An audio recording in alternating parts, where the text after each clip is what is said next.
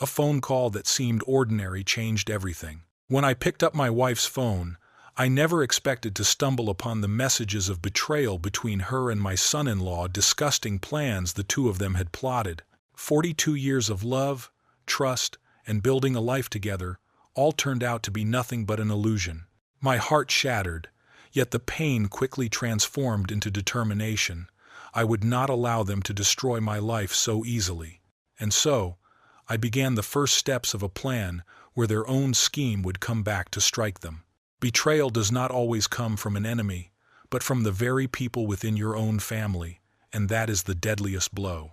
Before we dive deeper into this story, make sure to subscribe to the channel, share this video, and let me know in the comments that you're listening from the beginning. The charging cable lay coiled on the floor like a dead snake, cold and useless. My hands trembled as I tore through drawers and jacket pockets, papers scattering everywhere like a small storm in the living room. Sweat beaded at my temples and dripped into my palms. One thought consumed me.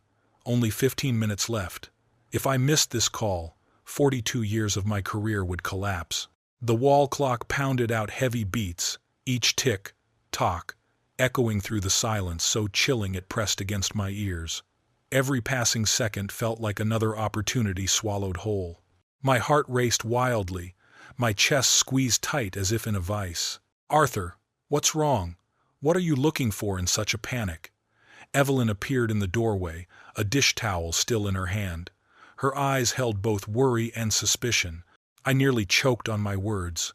"Mr. Whitman, 8 o'clock, Lexington Avenue. If I miss it, my career is finished." Evelyn stepped closer, her voice urgent. "You're shaking like this. What could possibly be so serious?" I ripped apart the couch cushions, breathing hard, my hands trembling so violently I could hardly grip anything. "Mr. Whitman will call exactly at 8, about the real estate deal on Lexington Avenue.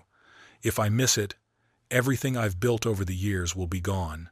Without hesitation, Evelyn handed me her phone, placing it firmly in my palm, her eyes shining with trust. "Use mine. The password is your birthday. I'll always be here to help you." Relief washed over me, as if I had just been pulled from the edge of a cliff. After 42 years of marriage, Evelyn had once again saved me at the crucial moment. I exhaled deeply, whispering, "You're truly my lifesaver." She smiled, kissed my cheek softly, and turned back toward the kitchen, her gentle voice trailing behind. "Let me finish dinner. You just focus on your work." The warm, golden light spilling from the kitchen seemed calm and peaceful, so starkly opposed to the storm raging inside me.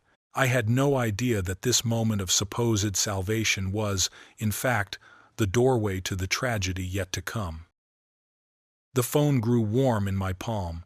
Facial recognition unlocked it instantly. I had just dialed Mr. Whitman's number when I froze. A notification appeared at the top of the screen. "Daniel, 8:15 p.m. He'll never find out. The documents are almost ready." The name of my son-in-law flashed before my eyes like a blade stabbing straight into my heart. The preview alone was enough to make my stomach twist. I should ignore it, respect her privacy, make the call. But my trembling hands betrayed me, and I tapped it open. The bluish light from the screen washed over my face, cold as the glint of a knife in the dark. The thread of messages unfolded like a wound being torn open. For the past 3 days, Evelyn, my wife, and Daniel, my own daughter's husband, had been exchanging texts. Each line appeared like a death sentence, slicing apart the 42 years of happiness I thought I had built. "Evelyn, Monday, 2:41 p.m. Are you sure? What if Arthur suspects?" "Daniel, Monday, 2:57 p.m. Trust me, I've handled dozens of blind husbands before. Arthur is just another pawn." "Evelyn, Monday, 7:44 p.m. The timing has to be perfect after the Lexington deal closes." "Daniel, Tuesday, 10:38 a.m. Split 60/40ths, as agreed. You take the house and the retirement fund. I'll get my fee and transfer all business assets through Clara." "Evelyn, Tuesday, 1:17 p.m. Clara knows nothing about this." "Daniel, Tuesday, 1:32 p.m. Number, she thinks I'm working late on a merger case.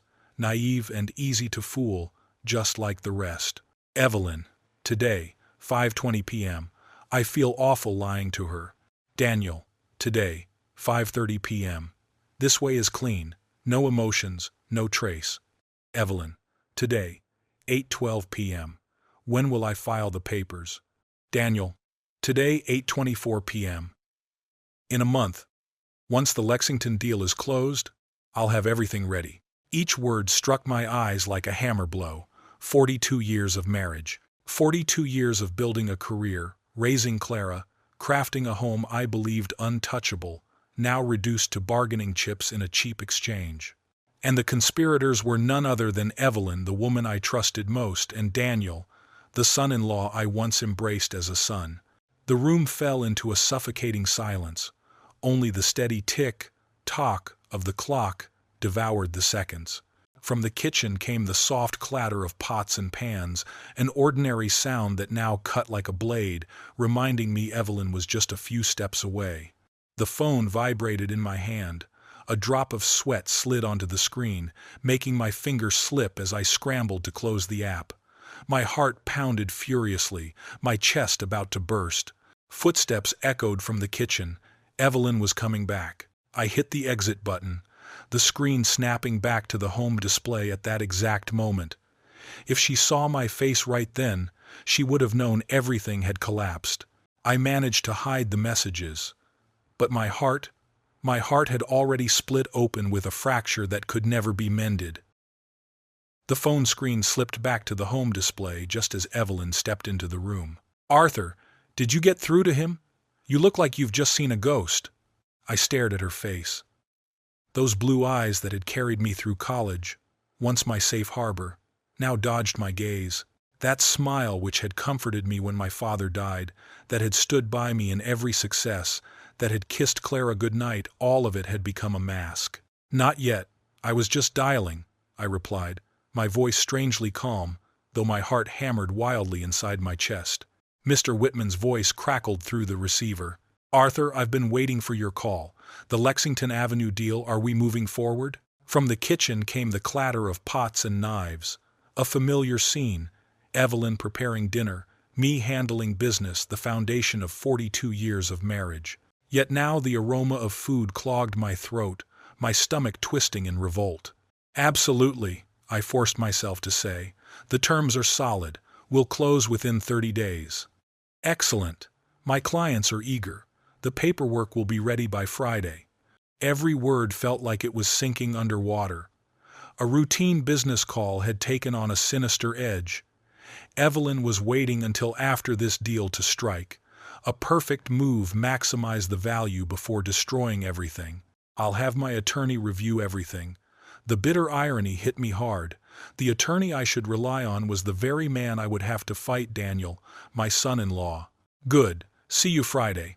Always a pleasure doing business with you, Arthur." I ended the call and handed the phone back to Evelyn. "Thank you. You just saved me a near disaster." She squeezed my shoulder, her eyes feigning concern. "You're pale. Is something wrong?" "Just tired. Too much work lately." The lie slipped out effortlessly. We moved into the dining room. Evelyn had set the table with her wedding china, a gift from her mother. Crystal glasses glittered under the chandelier, dazzling but cold.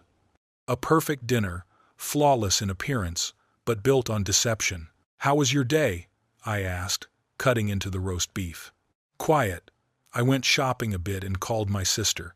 The piece of meat slipped off my fork, landing on the plate with a harsh thud. Another lie. I studied her closely. The averted eyes, the pressed lips, the nervous twist of her wedding ring. How many times had she used her sister as an excuse? How many late-night yoga classes with no trace of exercise on her body? How many pieces of jewelry claimed to be on discount but gleamed with undeniable expense? "Clara called this afternoon," Evelyn added softly. "Daniel is working on a major corporate case. Long hours, back to back." My fork froze mid-air. "Really? What case?" "She didn't say. You know lawyers' confidentiality and all." I nodded, feigning the part of the understanding father, but inside, rage churned like a storm. Daniel had no such case. He was secretly dismantling my family, using Clara as his perfect cover. Evelyn reached out and touched my hand. "You're so quiet tonight." The wedding band glimmered on her finger, the same ring I had placed there in 1971, in a vow that promised, "Until death do us part, not until greed takes over." And "I'm just thinking about the Lexington deal," I said. "It's a big opportunity. I'm proud of you. 42 years, 58 years old, and you're still closing the biggest deals." Her compliment burned like acid. It wasn't pride, it was satisfaction that I was earning more for her to steal. I smiled. But inside, I had already decided. This theater of lies would soon end, and I would be the one to bring the curtain down. That night, I lay motionless in bed, listening to Evelyn's steady breathing beside me. 42 years sharing the same bed, the same room, the same life. Yet in the darkness, fragments of memory pieced themselves together into a picture I did not want to see. The kisses that had grown cold, the hurried phone calls that always ended the moment I walked in, the sudden interest in financial documents and retirement plans. All the signs had always been there. I had simply trusted too much, been too consumed by work, too complacent in my assumptions. But now there was no doubt left. I needed an ally. 2 weeks of sleepless nights had been enough to forge a plan. On Wednesday at noon, I sat inside Riverside Park Cafe. Pale light filtered through the window panes, while a few figures drifted by outside like wandering ghosts. The silence was so deep that every sound, the faint clink of a spoon, the creak of the door, echoed heavily, making this meeting feel less like a family lunch and more like a clandestine rendezvous. I chose a seat against the wall, with a clear view of the entrance. At exactly 1 o'clock, an arrow walked, in her teacher's punctuality unwavering. She smiled, that radiant smile that had reassured me since she was a child. "Dad, it's so nice to see you. We haven't had lunch together in ages." I forced a reply, though my chest ached. "Yes, it's been too long." The waiter came to take our order. Clara chatted easily about her class, a tense parent-teacher meeting, her winter break plans. I listened, but my eyes never left her face. Did she know anything? She was completely innocent. "Clara, has Daniel seemed different lately?" My tone was calm, though my heart pounded. Her fork froze over the salad. "Different how?" "Working late more often, keeping secrets about his cases. He's on a big case, said it's corporate, very confidential. You know how lawyers are, they can't tell anyone." She shrugged. The excuse was identical to what Evelyn had said. Daniel was careful. I had to admit that. "Clara, what I'm about to tell you will change everything." I pulled out my phone, my hands trembling as if I were about to drive a blade into her heart. "I need your absolute trust." Her smile vanished. "Dad, you're scaring me." "That night, I borrowed your mother's phone to call Mr. Whitman, and I saw something I was never meant to see." I handed her the screen. Her eyes widened, shifting from confusion to shock, and finally to steel. Her hands shook as she read, "60-40 split, business assets through me." No, this can't be." Her voice quivered. "Mom, and Daniel, how could they?" "I know it's hard to accept." Anger surged in Clara's voice. "I cooked for him, believed every word he said, and all the while, he was counting every dollar he could steal from my father. I'm sorry, Clara.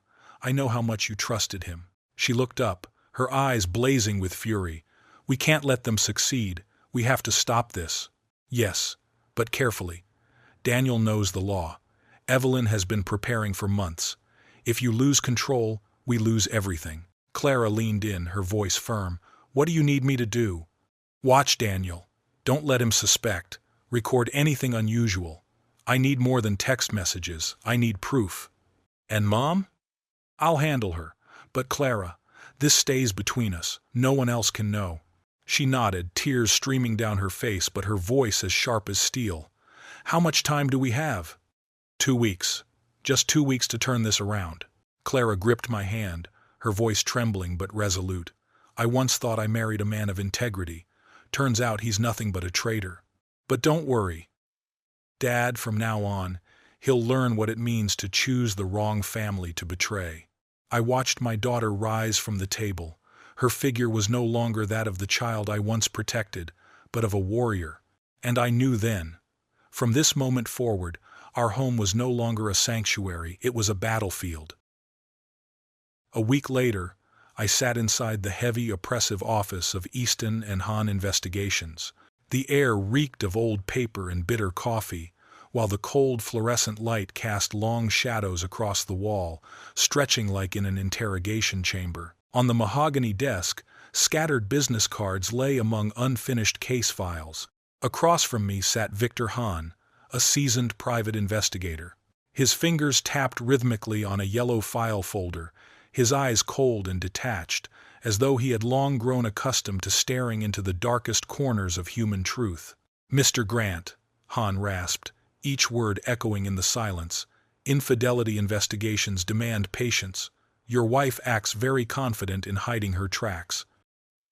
But that very confidence usually breeds mistakes. Still, you must be prepared, the truth may be more merciless than you imagine." I leaned forward, hands clenched tight. "Money is no issue, I just need proof." Hahn opened the file, sliding a stack of credit card statements toward me. "Based on these records, she frequents the Midtown District, and the Empire Grand Hotel comes up again and again."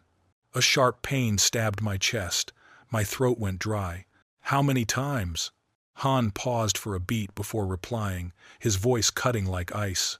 "At least twice a week, consistently, for the past 2 months, Tuesday afternoons, Thursday afternoons. While you were buried in real estate reports, she was holding someone else's hand." My stomach churned. All those times Evelyn claimed to be at yoga class, they were nothing but alibis for betrayal. Hahn turned the page to the expense breakdown: luxury spa treatments, jewelry from Cartier boutique, candlelit dinners for 2 at fine restaurants. His eyes locked onto mine. "Mr. Grant, are you truly ready for what we may uncover?" I drew a long breath, forcing down the tremor in my chest. "I'm not afraid of the truth, I'm only afraid I trusted too much." 3 days of surveillance confirmed my worst fears. Hahn sent me photographs via secure email. The room itself seemed to shrink as Evelyn's face lit up on the screen, radiant, smiling, her hand entwined with that of a younger man as they entered the Empire Grand Hotel. His name, Mark Rivera, a yoga class trainer, nearly 6'3", built like an athlete, barely half Evelyn's age. 28 years old, employed at an upscale Midtown fitness club, driving a polished BMW I had no doubt was paid for with my credit card. My phone vibrated. It was Clara. Her voice trembled, breaking as she spoke. "Dad, I brought lunch to Daniel today and I saw the documents. He's already drafted the asset division papers. They're planning to take everything. The company, the retirement fund, even your car collection, leaving you only the house." I cooked meals for him, believed every word he said, and all the while he was sitting there drafting divorce papers at the table with me. I gripped the phone, my voice cracking. "What else?" "There are handwritten notes in his own script. March 30th, right after the Lexington Avenue deal closes. When your net worth peaks, they'll strike their final blow. A flawless strategy, cold, calculated. Clara, be careful. Don't let him suspect." "It's too late, Dad." Her voice broke into rage. "I'm starting to hate him more with each passing day." Another 4 days of surveillance only made the betrayal clearer. Hahn sent more photographs. Evelyn and Mark on weekend trips to Hudson Valley, dining lavishly, shopping together, her buying him extravagant gifts with my money. The financial trail showed $5,000 drained every month, bled out of my life's work to fund a sordid affair. I spread the photos across my desk like a general laying out a battle plan. Evelyn laughing beside her lover, kissing him outside the Cartier boutique, holding his hand as they entered the hotel. 42 years of marriage now reduced to piles of evidence and scars on my soul. A soft knock at the door. My secretary, Mana, peeked in. "Mr. Grant, Mrs. Evelyn just called. She'll be home late tonight. Another yoga class." "Thank you, Mana." I nodded, my lips curling into a bitter smile. "Yoga, huh?" I almost laughed at the shamelessness of it. Evelyn was probably arranging yet another rendezvous while I sat here cataloging every shred of her betrayal. But knowledge is power, and that power I would wield as the death sentence for both Evelyn and Daniel. Victor Hahn personally delivered the final surveillance report. Mr. Grant, everything you requested is here: times, locations, financial records. Your attorney will have all the ammunition he needs to take this to court. I locked the thick folder into the office safe, the metallic clang echoing like a seal on the coffin of my marriage. Moments later, I called Clara. It's time to meet. Riverside Park Cafe, the usual spot. Did you find something, Dad? More than I ever expected. That Sunday afternoon, March skies hung heavy with gray clouds, the cold wind cutting like knives as it swept dead leaves across the park. I arrived 15 minutes early, clutching the yellow file folders under my coat. Clara hurried across the grass, her steps tense, her teacher's bag slung awkwardly over her shoulder. Dad. She embraced me, her body trembling. It feels like we're about to march into a battle. Because that's exactly what this is. We sat down on the worn wooden bench. Families strolled by with laughing children, couples walked hand in hand, faces bright with trust. All of them living honest lives, unaware that just a few feet away, a father and daughter were plotting how to fight back against betrayal from their own family. What have you discovered about Daniel? I asked. Clara pulled a stack of copied documents from her bag, her hands gripping them so tightly the paper crumpled. His asset division plan. Every detail calculated, down to the office furniture in your study. Her voice shook with fury. They've left you nothing but a house and a car. Everything else, the company, the investments, the properties, goes to Mom and Daniel's legal fees. I stared at the papers. Half a lifetime, 42 years of building reduced to cold numbers in my son-in-law's handwriting. There's more, Clara said, pointing at handwritten notes. The timeline shows they've been planning this for 6 months, long before you found those messages. 6 months. Half a year I spent trusting him, thanking him for his so-called legal advice, while all along he was sharpening the knife behind my back. Clara, what I'm about to show you involves your mother. It's going to hurt. After what I've seen from Daniel, I can take it. I handed her the surveillance photos. Her face went pale as she saw Evelyn hand in hand with Mark Rivera, walking into the Empire Grand Hotel, enjoying candlelit dinners, weekend trips to Hudson Valley, luxury shopping at Van Cleef and Arpels and Cartier Boutique. Clara's hands trembled, her eyes blazing with pain. And she used to preach honesty to me, she spat bitterly. It was all just a lie. It's not just betrayal of a husband, I said, my throat tight. It's betrayal of an entire family. Clara laid the photos down, drew a deep breath. Dad, I need to say something about my marriage to Daniel. What is it? It's over. I can't live with a man whose every kiss was just a mask for betrayal. Pride and sorrow rose in me at once. Are you certain? Divorce isn't easy. Neither is living beside a man who treats family as an enemy to conquer. She gathered the papers, her eyes burning with rage. But now what matters is striking them down before they can strike you. We sat together for over an hour, mapping our strategy. Clara would keep observing Daniel, recording every detail. I would prepare additional financial evidence and legal counterattacks. There's one more thing, I said, voice like ice. I want to face them both at the same time, to show them exactly what we know. When? This weekend's family dinner. I'll invite Daniel. Tell Evelyn I want to discuss finances. They'll think it's their chance to manipulate me. I smirked, a bitter curl of my lips. Clara even let out a short laugh, the rare sound of lightness in the storm. They have no idea what's coming. No, they don't. Before leaving, Clara clutched the folder to her chest, her voice choked but resolute. Dad, when this is over, when we've won, what will become of our family? We'll rebuild something better, something honest. I watched her walk away, back straight, eyes burning with resolve. My gentle daughter had become a warrior, and I knew, come the weekend, the family dining table would no longer be a place of reunion. It would be a courtroom where justice would finally be delivered. Wednesday evening, the kitchen glowed with warm golden light, but to me, that light only exposed every fracture in the trust I once held. The aroma of food filled the air, meant to evoke comfort and peace, but instead it clogged my throat, left me nauseated. On the table, credit card statements and financial records lay scattered like an indictment waiting to be read aloud. Evelyn hummed softly, her voice steady, as though she had not been under surveillance all day, as though no secrets had been ripped open. I gripped the receipts, slamming each sheet onto the table. The crackling of paper broke the silence like a judge's gavel.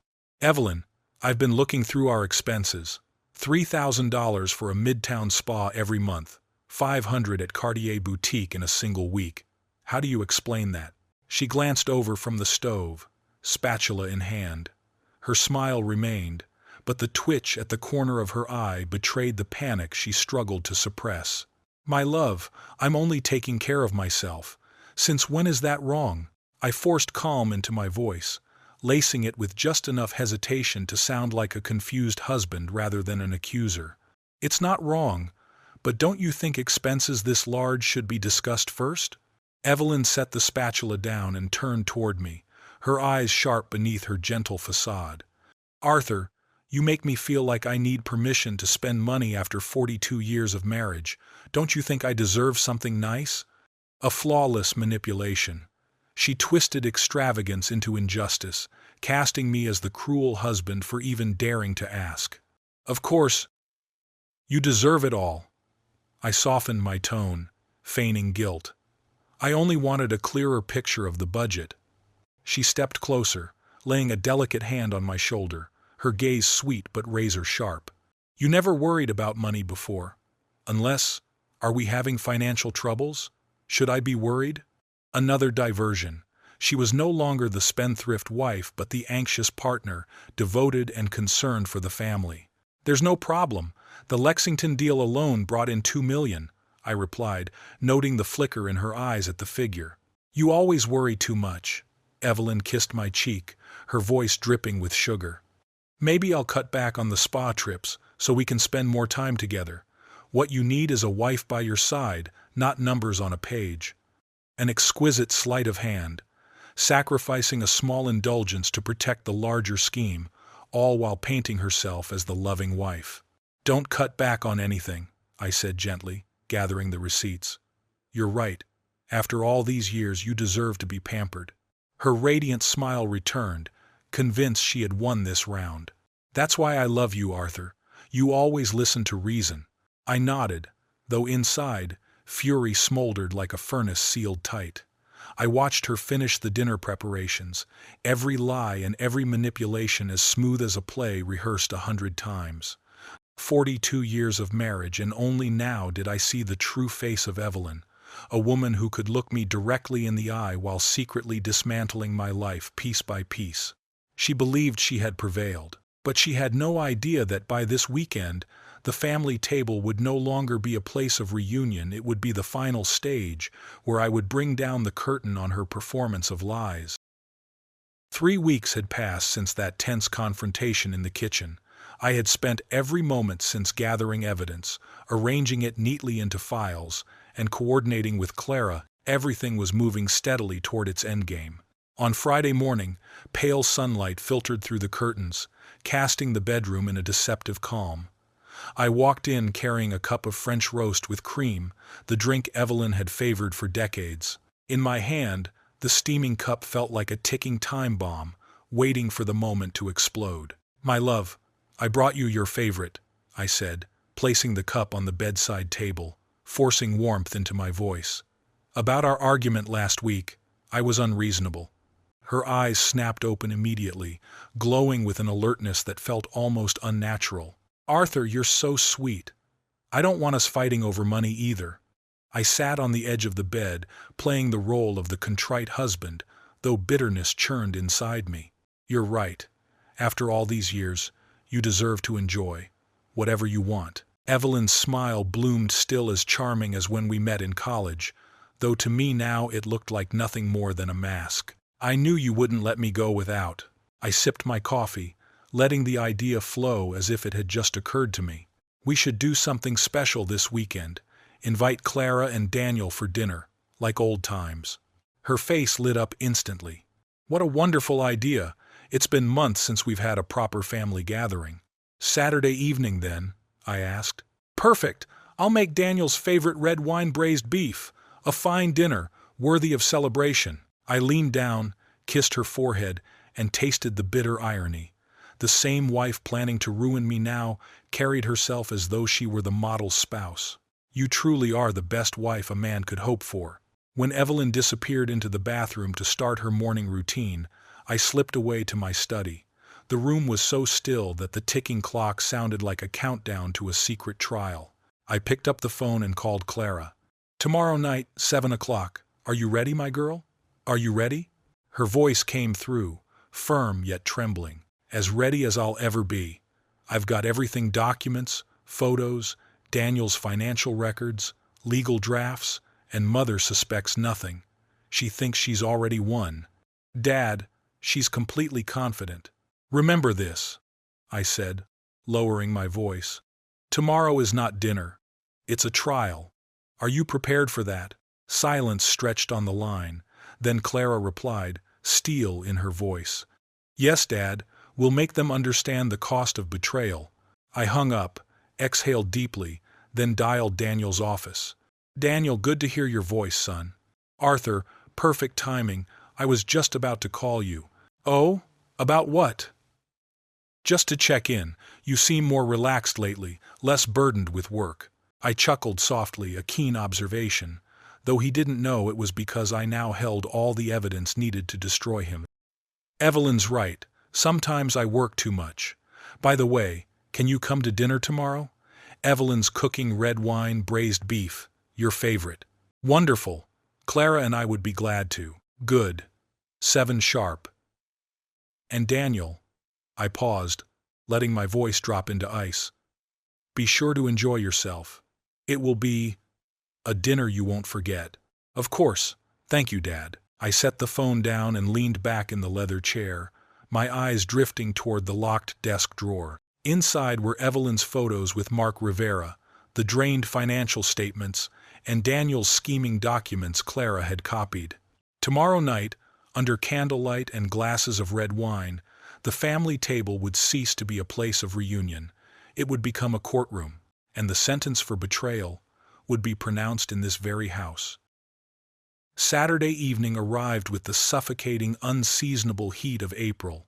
The sky pressed down, thick and heavy, as though a storm was waiting to break over the house. In the dining room, I arranged the wine glasses, each crystal stem ringing sharply under the chandelier's glow. The scent of roses from the centerpiece mingled with the aroma of red wine braised beef, fragrant, intoxicating, but to me it felt like the air of a farewell feast. "Arthur, is everything all right now?" Evelyn leaned over to adjust the vase, the white roses freshly cut from our garden. Her eyes gleamed with pride. "I want everything to look perfect for the children." "Absolutely perfect," I replied, uncorking an aged Cabernet reserved only for rare occasions. A night worth remembering. The doorbell rang at precisely 7 o'clock. Clara, ever punctual, like me, stood there with Daniel. Evelyn nearly skipped to the door, her face glowing as she embraced our daughter. Daniel shook my hand with his usual smug confidence. No one suspected a thing. Clara played her part flawlessly. "What smells so incredible?" Daniel loosened his tie, inhaling deeply. "Evelyn, you've outdone yourself again," he praised. "Just the red wine beef you like so much," Evelyn answered sweetly, her eyes flickering with satisfaction. We gathered at the table. Golden light spilled across the wedding china and sparkling crystal glasses. Everything appeared elegant, luxurious, yet to me it was nothing but a facade. Evelyn served generous portions. Daniel laughed and chatted, and I wore the mask of the gracious host. I lifted my glass, letting my gaze sweep across them. "To family, to loyalty. To the bond that holds us together," Evelyn echoed. "To loyalty and trust," Daniel added, raising his glass high. We clinked glasses. The dark Cabernet shimmered under the chandelier like blood. Clara still smiled, but I saw her knuckles tighten around the stem of her glass, the faint crack of strained crystal sounding in the silence. "How's work at the office these days, Daniel?" I asked evenly. "Divorces, property splits, case after case," he said lightly. "It's the busy season. But honestly, work isn't as important as family. Everything I do is for our future." I nodded, refilling the glasses. "Commendable. Tonight is a celebration, so let's not hold back." "A celebration of what?" Evelyn asked innocently. "Trust," I answered, my eyes drilling into both of them. "And the price of betrayal." They raised their glasses again, blind to the weight of my words. I smiled, pushing back my chair. "Let me fetch dessert." But instead of heading toward the kitchen, I walked straight into my study. The drawer slid open, revealing the manila envelopes I had prepared. Photographs of the affair at the Empire Grand Hotel, receipts from Van Cleef and Arpels, papers from Harry Winston, and Daniel's cold, calculated plans for dividing my life's work. I tucked the files under my arm and returned to the dining room. The table still gleamed, the wine still shimmered, Evelyn's smile still shone. But the dessert they were about to receive was not something sweet. It was the truth. The atmosphere in the dining room was suffocating.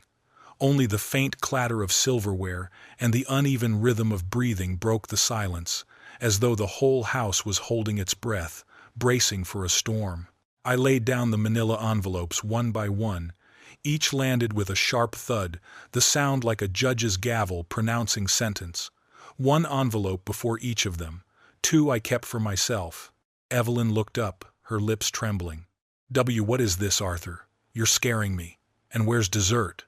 I locked eyes with her, my voice cold as steel. "Tonight's dessert is the truth, and it will choke every one of you." Daniel frowned, his hand hesitating over his envelope. "Evidence?" "Evidence of what?" I leaned forward on the table, forcing each word to land like a blow. "Evidence of your conspiracy with your mother-in-law to steal my company, my assets, and destroy this family." I opened Evelyn's envelope first. Surveillance photographs spilled across the table like death cards. Evelyn hand in hand with Mark Rivera, entering the Empire Grand Hotel, sipping wine at extravagant dinners, accepting lavish gifts from Van Cleef and Arpels. Her face drained of color. Her hand shook so violently the wine glass rattled against the plate with a sharp clink. Where did you get these?" "Professional investigators. Very thorough," I replied, each syllable clipped and deliberate. I turned to Daniel. "Your turn, son." Clara, my daughter, opened his envelope, laying down copies of legal documents, asset division plans, schedules, valuation estimates of the company, even handwritten notes calculating the percentage he expected to pocket. Daniel's voice cracked. No. How?" I placed a hand on Clara's shoulder, offering a bitter smile. "Clara helped me. She photographed everything when she visited your office last month." Daniel spun toward his wife, stunned. "Clara, you knew? You knew all of this?" My daughter's eyes blazed with fury I had never seen in her before. "I knew your greed. You slept under this roof, ate the meals I cooked, and all the while you were stabbing my father in the back. And you dare call that love? You don't understand the legal complexities," Daniel stammered. "Complexities?" Clara snapped. "I understand enough to know you tried to strip my father of everything, while you looked me in the eye and lied to me every single day." Evelyn clutched the stack of photos, her lips quivering. "Arthur, I can explain about Mark." I opened the second envelope, scattering a pile of receipts across the table. Hotels, spas, restaurants, luxury gifts. No need. $5,000 every month for that young trainer, and all of it paid for with my blood and sweat. "It's not what you think," Evelyn whispered. "It is exactly what I think. A filthy scheme between a wife and her son-in-law to ruin me and take everything." Clara shot to her feet, gripping her wine glass so tightly a faint crack splintered the crystal. She faced Daniel head-on, her voice like iron. "You betrayed my trust. I loved you. I believed in you. And it was all a lie." Daniel reached out desperately. I love you, Clara, please. Smack! Clara's hand struck his face, the sound echoing through the room like a gunshot. The air froze solid. Never use the word love while plotting to destroy my father. She snatched her purse, stormed to the door, and left him crying her name in desperation. The door slammed. Seconds later, the roar of an engine carried her away. Only Evelyn and I remained in the shattered dining room, surrounded by files and half-eaten dishes. The chandelier's harsh light laid bare her tear-streaked face. "Arthur," she whispered, broken. What happens now?" I gathered the files slowly, methodically, as though closing a court session. "Now you'll learn what happens when you betray a man who knows how to plan." She grasped for excuses. "I love you," Daniel manipulated me. "He made me believe you'd abandon me with nothing." "Manipulated you into his bed? Into the arms of your trainer?" "No, Evelyn, that wasn't manipulation. That was your greed." Tears spilled down her cheeks. 42 years of marriage has to mean something. You can't just throw it all away." "I didn't throw it away. You did. Every afternoon at the hotel, every extravagant dinner, every secret meeting with Daniel to carve up my estate, you destroyed it all." She collapsed onto the sofa, her hands clawing at the tablecloth as if clinging to the last scraps of control. "What do you want from me? How can I fix this?" "Nothing can fix 42 years of lies." My voice cut like a blade. "Not everything was a lie. I did love you once." "Once." I spat the word. It hung in the air like a death sentence. She picked up a photo of herself smiling with Mark outside Harry Winston, her eyes pleading. When did you know?" "Since February. Every so-called yoga class, every secret lunch, every lie you were never careful enough." "Then why didn't you confront me then?" "Because I needed to uncover the full scope of this betrayal, Daniel's involvement, the legal conspiracy. And now, everything is clear." Her body sagged. "So, what happens now?" "I'll file for divorce tomorrow. My lawyer already has the papers ready." Evelyn's face crumbled entirely. "Arthur, please, give me another chance. I'll end it with Mark. We can try counseling." I met her eyes, firm and unyielding. "The woman I married would never need a second chance. Mistakes can be forgiven. But this wasn't a mistake. This was a calculated plan to destroy me and strip me of everything I built." I turned and started up the stairs. At the doorway, I paused. "You'd better call your lawyer, Evelyn. You're going to need one." Behind me, her sobs tore through the silence, echoing from the dining room like a lament for a marriage already dead. 42 years reduced to a stack of files and legal motions. Justice, I had learned, is not always beautiful. But sometimes, it is the only thing left. Monday morning, I stepped into the elevator that carried me up to the 51st floor of Harrington and Williams LLP. Through the glass panel, the entire Midtown district stretched out below. Looking down at the city from such a height, I felt as if I were surveying a battlefield, and today, I was the one holding the battle map.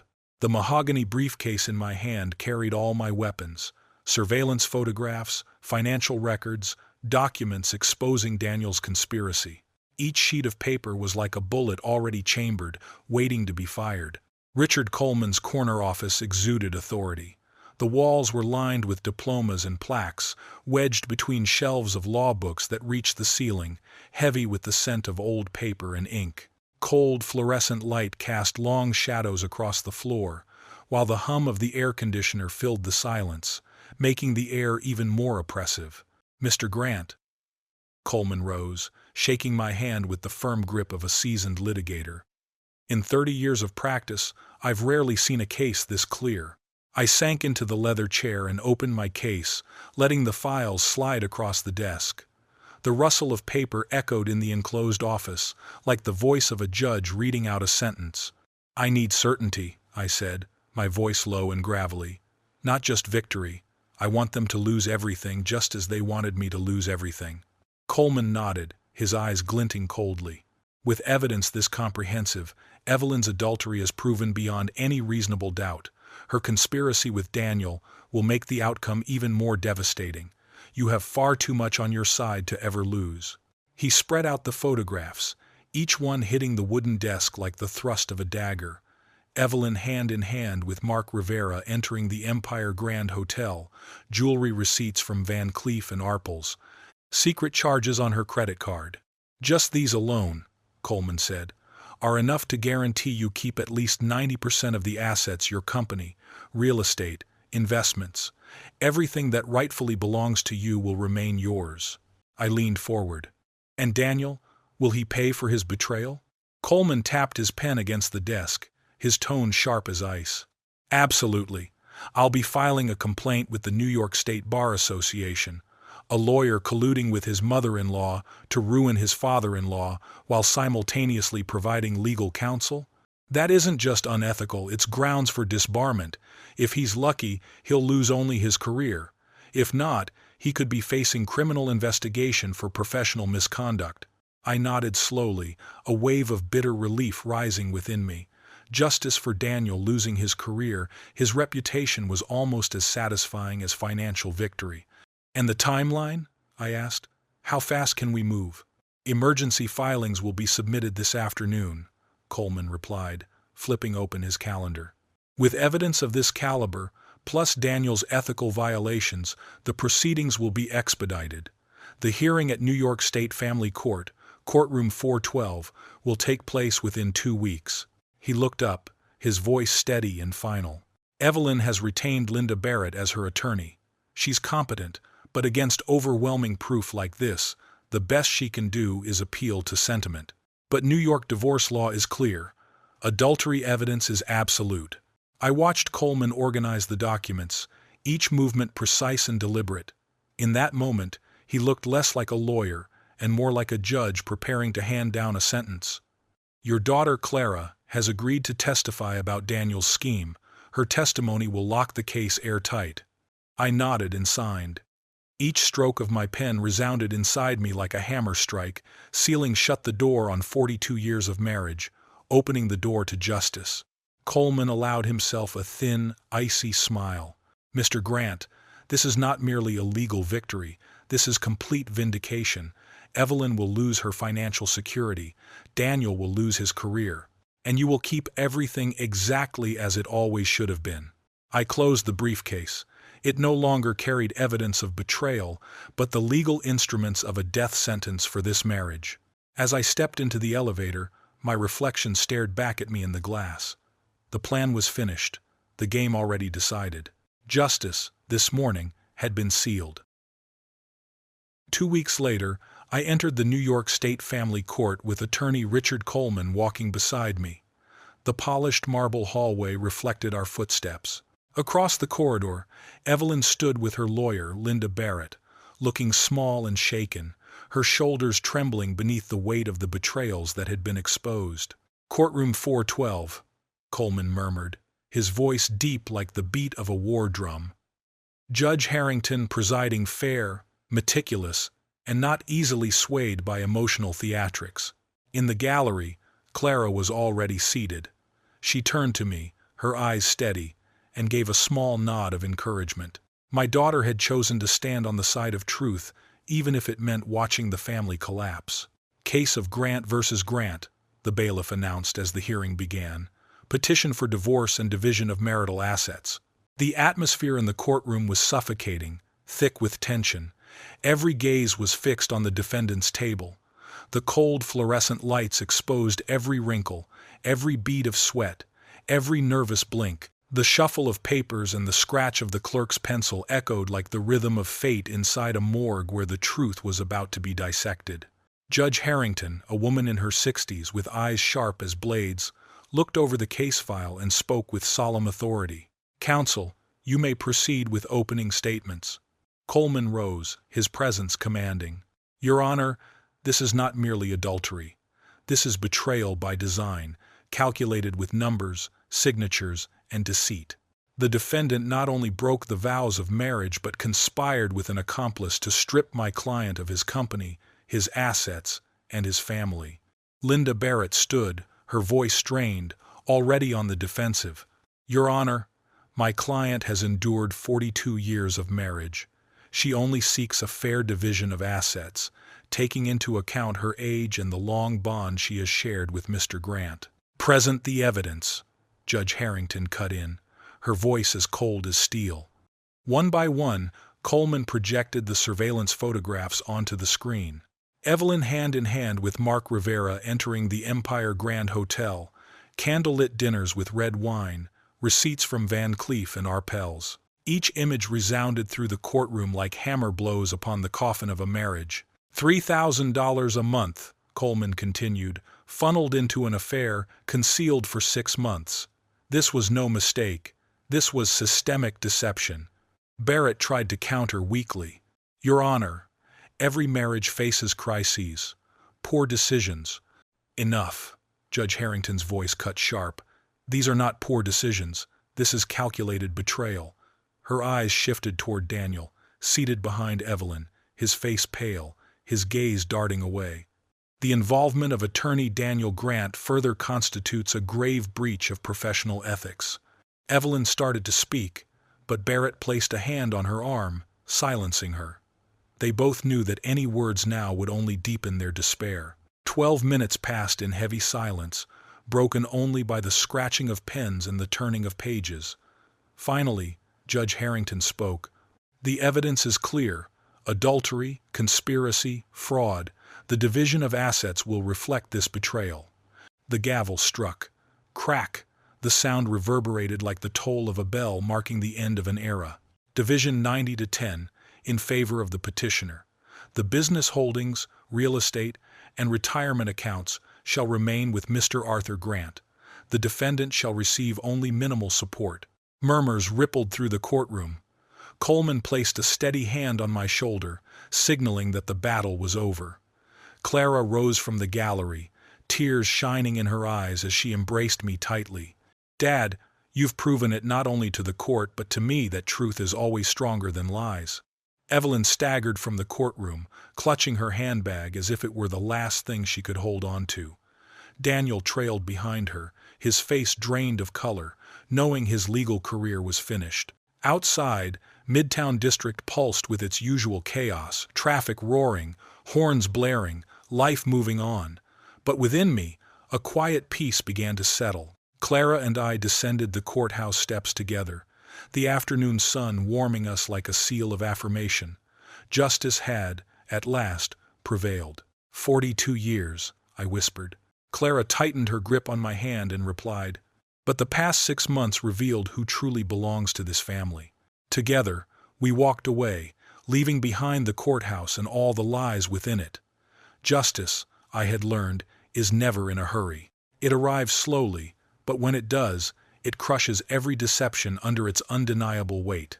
If this story touched your heart, don't forget to like the video, subscribe to the channel so you won't miss the next chapters, and share your thoughts in the comments. Do you believe justice here was enough to repay the betrayal? And don't forget to click the frame on the left of your screen to continue the journey, where even deeper secrets will be revealed. Thank you for staying with us. The journey is far from over.